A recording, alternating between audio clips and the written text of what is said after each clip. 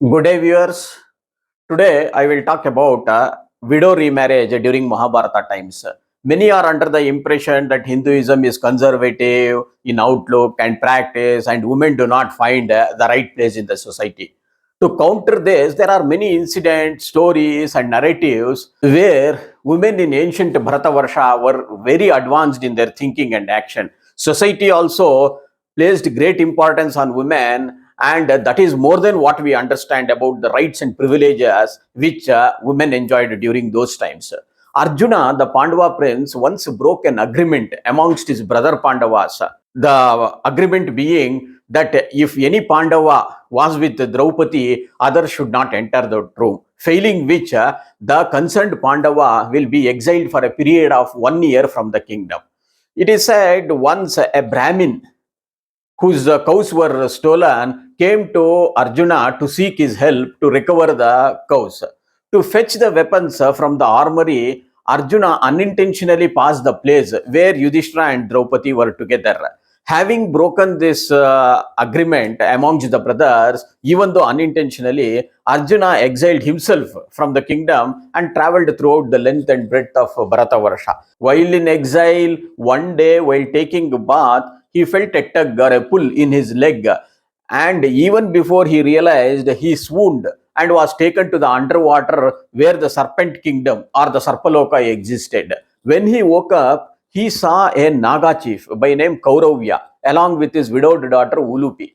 Mahabharata describes Ulupi as a beautiful nymph or a princess who lived in the Nagaloka, that is below the ocean floors where her father Kauravya ruled. Kauravya was one of the many kings of serpents like Vasuki, Takshaka, and others.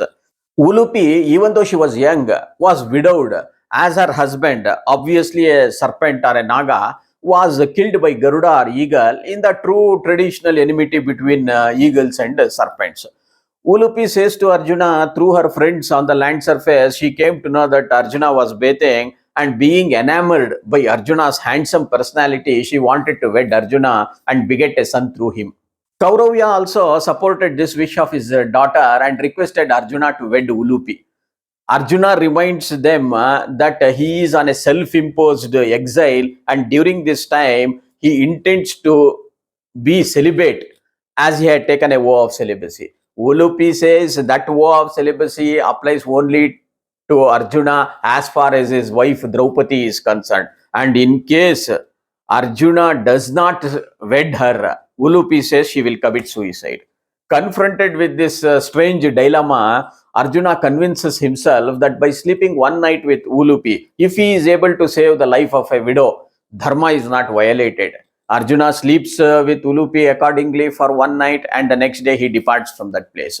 What we need to understand here is there was no attachment in Arjuna's mind about Ulupi. In order to save a damsel in distress, he agreed to be with her only for one day.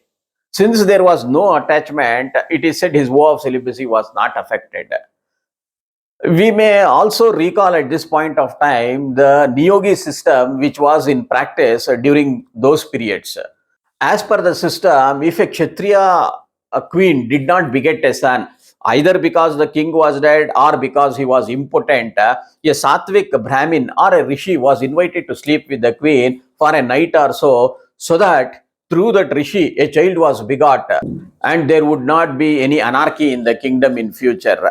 What we further need to know here is that Ulupi, even though she was a widow, offered herself to Arjuna in order to procreate. And Arjuna, even though he knew that Ulupi was a widow, never did her widowhood come in the way of their union. Through their union, a son named Airavanta was born, who was also half human and half serpent. This Airavanta was none other than the Abhimana Devata or the presiding deity of the planet Mangala. The serpent tribes in the Nagaloka did not allow Ulupi and her son Airavanta to live there. They exiled them from the kingdom, that is the Nagaloka, saying that the human touch of Arjuna has polluted their kingdom. At this juncture, Indra, the king of God, comes to the rescue of Ulupi, and he accorded both Ulupi and her son a safe place to live and grow. Since Airavanta was the son of Arjuna, And Arjuna was the son of Indra. Airavanta became the grandson of Indra. It is for this reason it is said he took them into safe custody and passage. Later, Airavanta gets killed in the Mahabharata war. Anyway, and that is a different story. Now, just after his exile of 1 year from the kingdom, Arjuna also marries Chitrangada, another maiden, and through her will get a son by who was named as Babruvahana. Now, to move a bit fast forward, during the Mahabharata war, Bhishma, who was the eighth Vasu, was made to fall by a ploy devised by Arjuna through Shikandi, and he lay on a bed of arrows, waiting for the Uttarayana period to give up his life. When the seven other Vasus and Bhishma's mother Ganga saw that Bhishma was laying on a bed of arrows, waiting for his death, they became angry and cursed Arjuna, saying that Arjuna also shall be killed by his son. In this context, please listen to my talk on Ashtavasus, where I have more fully described and explained about these elemental gods. I will give the link in the description. Please do have a look. To return back, after the Mahabharata war, Yudhishthira performed Ashwamedha Yaga, wherein after a very highly pious and elaborate yagna, a white horse, fully decorated, will be let loose, and whoever captures the horse shall face the wrath of Yudhishthira or the Pandavas or their enemies. It is a symbol of subjugation of other kingdoms in the country, or and proclamation of the invincibility of the king or the kingdom which performed this yaga. As the story goes, the horse strays into the kingdom of Babruvahana, and Arjuna, who was following this horse, was really disappointed to see his son not trying to capture the horse and declare war. He felt his son appears to have failed in his duty as a Kshatriya whose dharma is to fight. At this juncture, Ulupi, who knew the curse of Ganga and Vasu, that Arjuna will get killed by his own son, coaxes Babruvahana to fight with his father as a true Kshatriya. Listeners may think or wonder why Ulupi is trying to hasten the death of her husband by instigating Babruvahana. Hold on a minute, we will come there in a minute.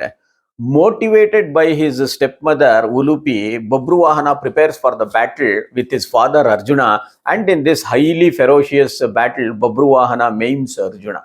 At this point, Ulupi, who possessed the divine gem of Nagaloka, that is called Nagamani, she took that Nagamani and placed on the chest of Arjuna, who came back from the dead. So, Ulupi, by instigating Babruvahana to kill his father, actually helped Arjuna to die and come back to life, so that the curse of Vasus also came true, and but Arjuna still lived. Later, after the successful completion of Ashwamedha Yaga, Ulupi goes back to Arjuna and lives with him in the palace peacefully, along with Chitrangada and Babruvahana. So there was widow remarriage during those times.